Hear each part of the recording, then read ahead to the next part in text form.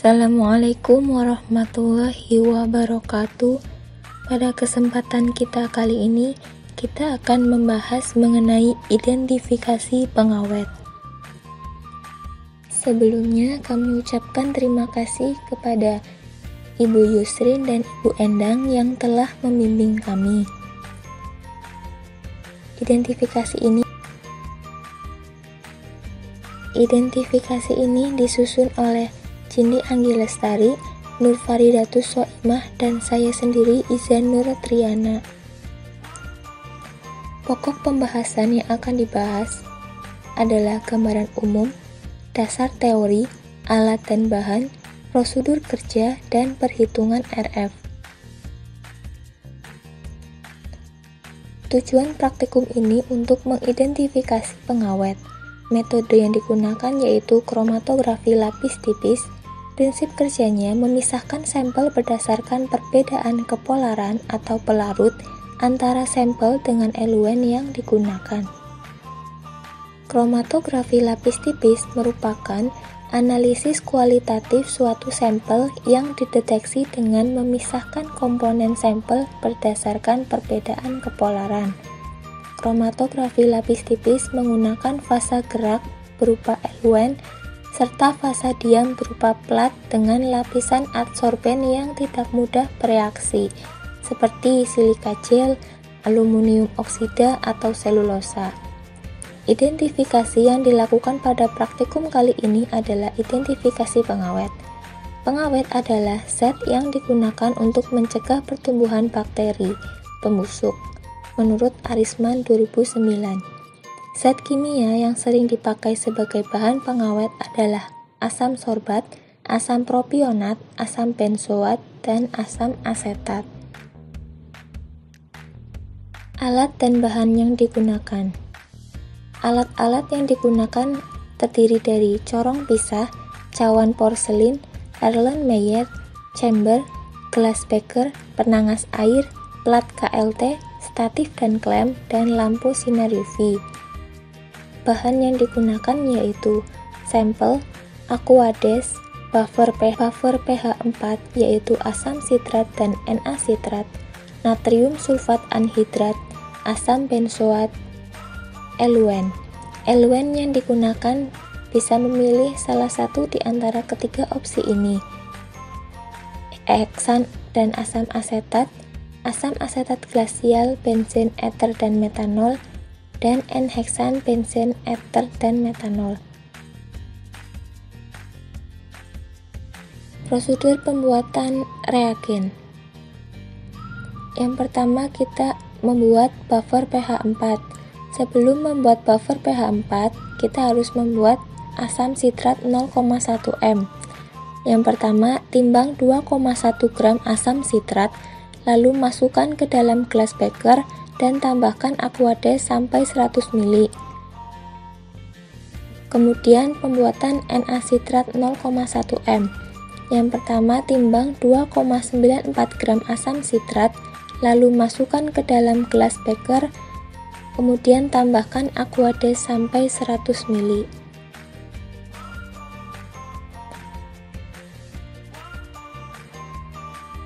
Lalu baru pembuatan buffer pH 4-nya. Masukkan 33,0 ml asam sitrat 0,1 m yang telah dibuat tadi, kemudian campurkan dengan 17,0 ml Na sitrat 0,1 m.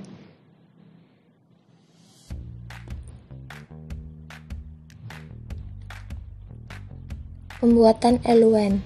Dari tiga opsi ini, bisa dipilih salah satunya. Opsi yang pertama, bahannya heksan dan asam asetat. Perbandingan antara kedua bahan tersebut yaitu 96:4 dalam 100 ml. Heksan yang dibutuhkan sebanyak 96 ml, sedangkan asam asetat yang digunakan sebanyak 4 ml. Prosedurnya, masukkan 96 ml heksan ke dalam gelas beker, lalu tambahkan 4 ml asam asetat. Opsi yang kedua, menggunakan bahan asam asetat glasial, benzen, eter, dan metanol. Perbandingan keempat bahan tersebut yaitu 18 banding 120 banding 60 banding 1 dalam volume 10 ml. Dalam volume 100 ml, asam asetat glasial yang digunakan sebanyak 9,045 ml, benzen yang digunakan sebanyak 60,302 ml, eter yang digunakan sebanyak 30,151 ml, dan metanol yang digunakan sebanyak 0,502 ml.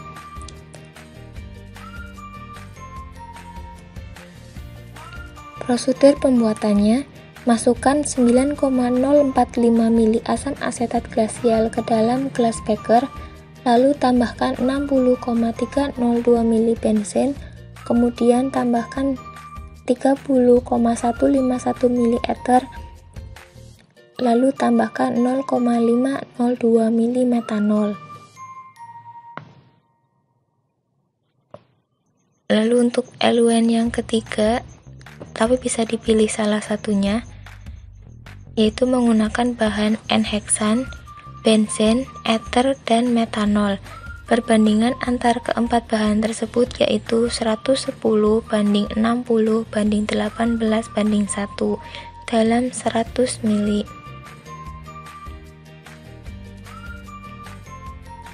N-heksan yang digunakan sebanyak 58,201 ml. Benzen yang digunakan sebanyak 31,746 ml, eter yang digunakan sebanyak 9,524 ml, dan metanol yang digunakan sebanyak 0,529 ml. Untuk proses pembuatannya, yang pertama masukkan 58,201 ml N-heksan ke dalam gelas beker, kemudian tambahkan 31,746 ml benzen, kemudian tambahkan 9,524 ml eter, dan terakhir tambahkan 0,5029 ml metanol. Prosedur kerja pembakuan benzoat dan perlakuan sampel. Pembuatan baku benzoat.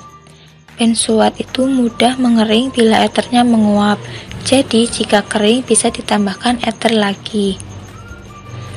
Yang pertama, timbang 0,1 gram asam benzoat, kemudian masukkan 0,1 gram asam benzoat ke dalam gelas beker, lalu tambahkan 5 ml eter. Perlakuan sampelnya: jika sampel dalam bentuk padatan, maka harus diencerkan dahulu dengan Aquades. Langkah yang pertama, masukkan 25 ml sampel ke dalam corong pisah. Lalu tambahkan 30 ml buffer pH 4, lalu ekstraksi dengan 30 ml eter, diulang hingga 2 kali. Lalu ambil fase eter, kemudian disaring dengan Na2S2O4, lalu masukkan ke cawan porselin. Kemudian diuapkan. Setelah diuapkan, buat ukuran lempeng KLT 10 x 10 cm. Buat garis penotolan berjarak 2 cm dari tepi bawah dan jarak rambat 7 cm. Lalu totolkan sampel bersebelahan dengan baku benzoat. Kemudian elusikan lempeng pada sampel sampai mencapai jarak rambat. Kemudian keringkan plat dan masukkan ke dalam tempat sinar UV. Lalu lingkari noda yang terlihat. Kemudian hitung RF-nya. Lalu untuk penghitungan RF-nya, sebelumnya RF adalah jarak yang ditempuh oleh sampel dibagi jarak yang ditempuh oleh eluen. Rumusnya sebagai berikut. Jadi kesimpulan itu ditarik jika sampel dinyatakan positif. Jadi kesimpulannya, sampel dinyatakan positif jika warna bercak antara sampel dan baku sama dan sejajar. Lalu yang kedua, selisih harga RF antara sampel dan baku kurang dari sama dengan 0,2. Berikut merupakan referensi dari pembuatan identifikasi pengawet. Terima kasih, semoga bermanfaat. Wassalamualaikum warahmatullahi wabarakatuh.